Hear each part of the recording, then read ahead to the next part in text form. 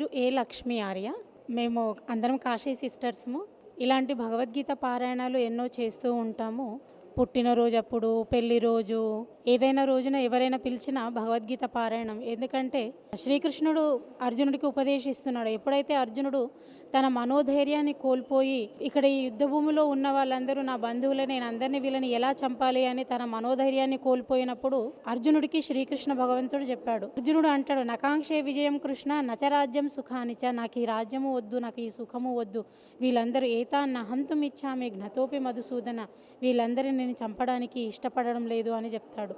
అప్పుడు ఆ శ్రీకృష్ణ భగవంతుడు అతనిలో మనోధైర్యాన్ని పెంపొందించడానికనే ఇలా భగవద్గీతను ఉపదేశించాడు 18 అధ్యాయాలతో.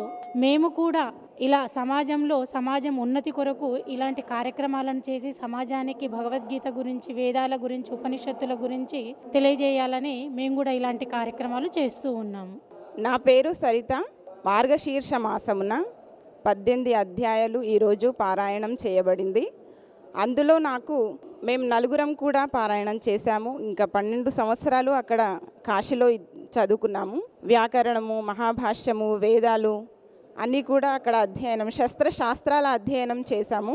ఈరోజు మాకందరికీ కూడా భగవద్గీత విదుషి అనే బిరుదం అందింది. ఈ కార్యక్రమంలో నాకు భగవద్గీత విదుషి అనే బిరుదం ఇచ్చారు. ఈ పత్రం నాకు ఇచ్చారు.